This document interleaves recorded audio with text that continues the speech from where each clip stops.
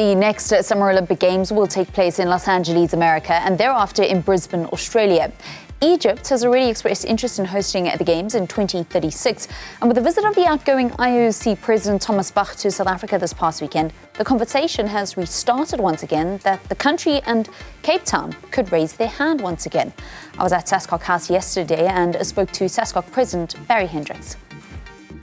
Thanks for chatting to us on Newzroom Afrika. So, was this just a whim that was said by our minister, or is it going to be something that we actually do see, a bid for South Africa to host an Olympic Games? We've always been encouraged to bid for the Olympic Games. We did. Athens won. So that option has always been open. With regards to SASCOC, we first had to turn the organization around over the last 4 years.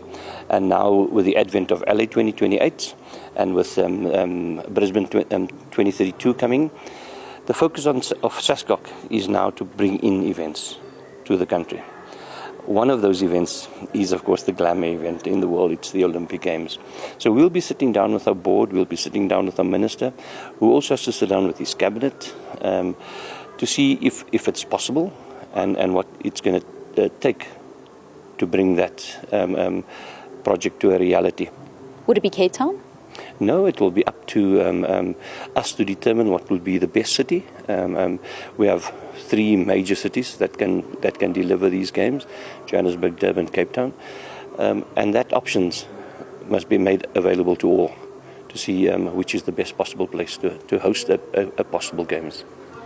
I suppose we saw in Paris, and was something that Thomas Bach also reiterated, that you don't necessarily have to have it all in one city. It's something that we saw in Paris this particular year, sailing in Marseille, events up in Lyon.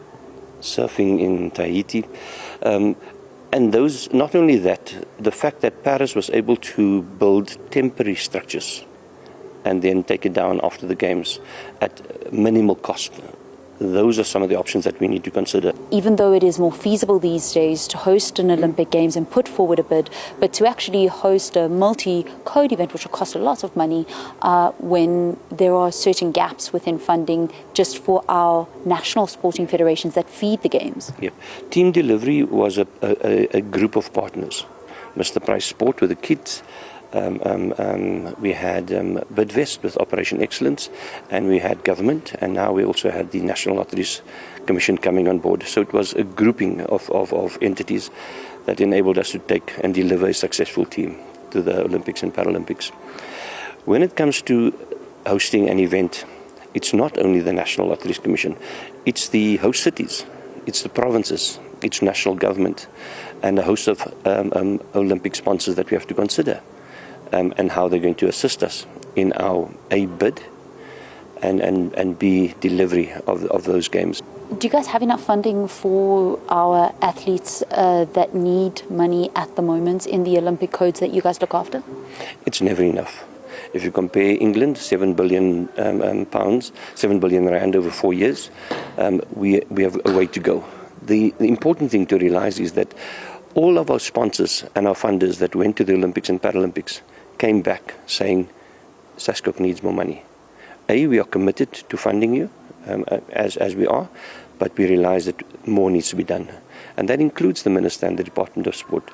From a National Olympic and Paralympic Committee point of view, you guys have got elections coming up. Those will be in a month's time. How confident are you ahead of those?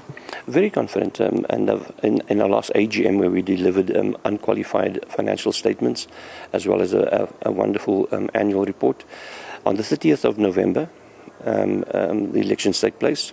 At the end of October, nominations close, 31st of October. 7 days after that, the list will be put out by the Independent Nominations Commission. And from then, we do the canvassing, we do the campaigning. And I've encouraged everyone to stand. Not only the current board, not only in my position as president, anybody who thinks that they are competent and committed to serve, I've encouraged them to stand.